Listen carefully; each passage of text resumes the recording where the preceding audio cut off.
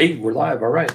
Jim Shirley here, and thanks for joining me. The topic today is, are you ready to eat out if you're gluten-free?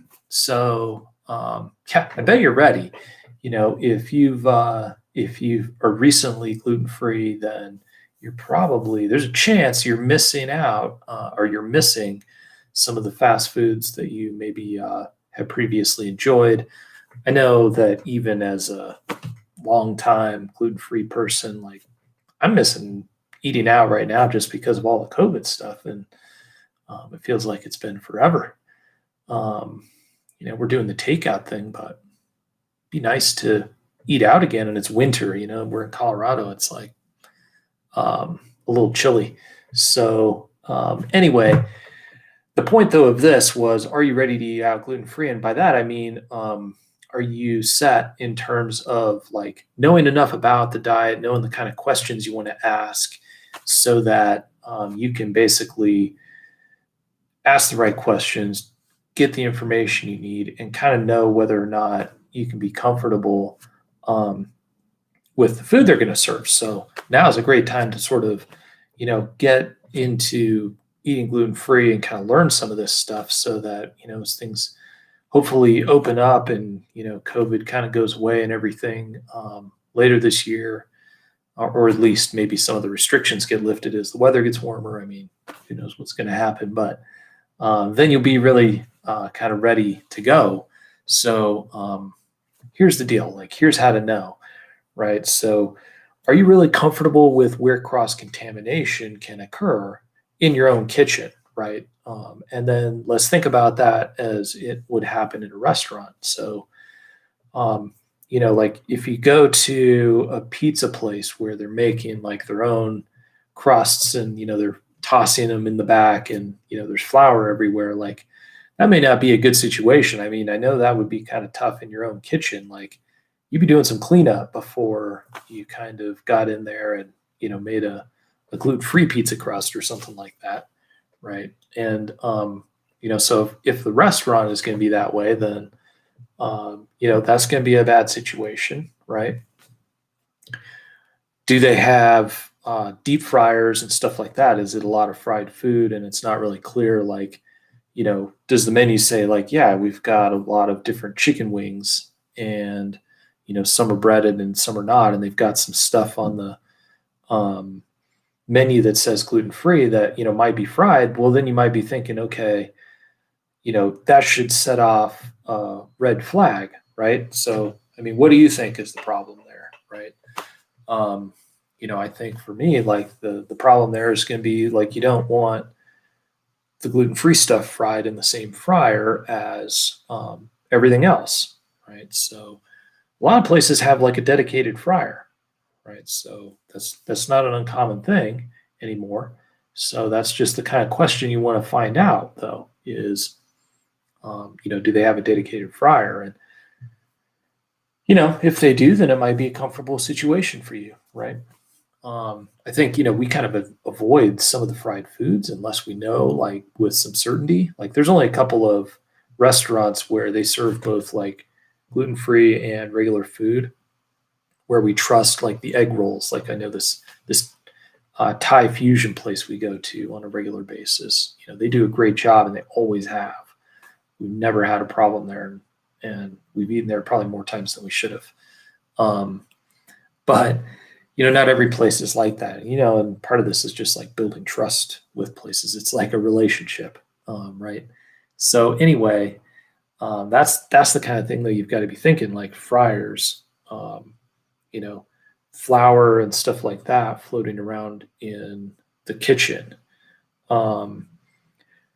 Pasta, they say, is something that you should be worried about, like getting cooked in the same pasta water and like maybe in the same strainer, strained in the same strainer. So you've got to watch for that, right? There, our experience with the Italian restaurants and stuff that we go to that have gluten-free, they're really good on the pasta. Like they seem to get that, but you definitely want to ask and just make sure. And I'm talking about it like, it's safe to assume they're going to be good. Like you don't want to assume they're going to be good. Like I'm thinking about the places we go, they are good, and they're great about it. But when we're traveling and stuff, like you really have to be a little more cautious. So those are things. And these are all things that you've got to worry about in your own house. So it's like, if you're really comfortable when you sort of go to your grandma and grandpa's house, or they come over and are doing some cooking in your kitchen, and like where all the hot spots are, like all the red flags in terms of potential cross contamination and stuff with gluten free, then it's like, then you're probably pretty ready. You're in probably a good position to go eat out at a restaurant. Um, and so, those are the things you're looking for. The other thing you're looking for is just like somebody who knows what they're doing in terms of like the wait staff.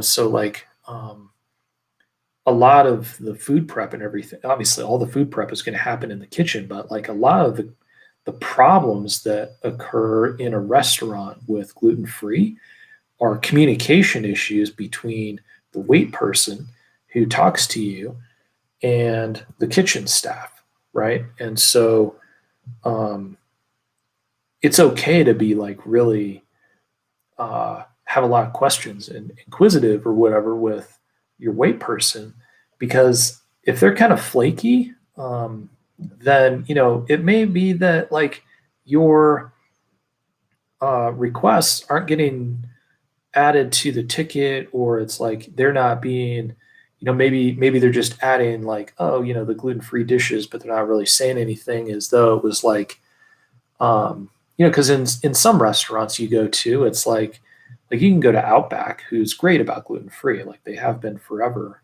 or at least from our experience. Um, you can go to Outback and like they'll serve you fries, right? If along with a gluten-free burger, if you want that. But like you should know, like those are going to be fried in the same fryer as their chicken fingers, and so they're going to be cross-contaminated.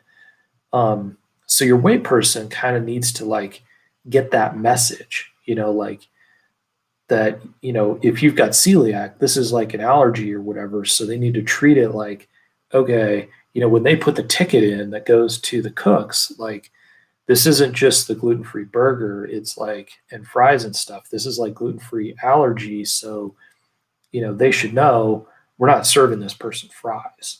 This plate shouldn't come out with fries. And so like that's a lot the wait person and that communication between the front and the back of the house in the restaurant, right? And so you've got to be really kind of on top of that stuff, like um, and then it's a good idea. A lot of places actually have some sort of like flagging system they use internally in the restaurant to, or even in the fast food chain, to kind of help signify that your meal is an allergy or gluten free or whatever. And so ask, hey, do you guys do something that helps signify? Like, should I be looking for something if our plate comes out? Like, I know, I can't remember, maybe it was Hacienda was a restaurant that we would go to. We don't go there very often, just because we have some other favorites, but um, gluten-free dishes there, as I remember. I don't know if this is still true, but gluten-free dishes came out. They were a different color dish than the regular plates. So like if you got a blue dish, like you knew it was gluten free because everybody else has a red dish, and or vice versa. So ask if they have something like that. It's not a bad idea. So are you ready to go eat out gluten free? I'll leave it up to you, but just kind of, you definitely want to be on top of your game in terms of the questions you're going to ask, and those kinds of things if you're new to this and you're trying out some new places, or that kind of thing. So hopefully you find that helpful. If you have any questions, type them up in the chat box or just leave a comment if this video is ended, and I'll get back to you. It's no problem. So this is something we actually go over in this gluten-free course we've been working on. So if that would be helpful, I'd love to know that as well. I know it would have been helpful for me when we were kind of getting started. So That's that. I don't see any questions, so I'll end it there. But hey, appreciate you joining me.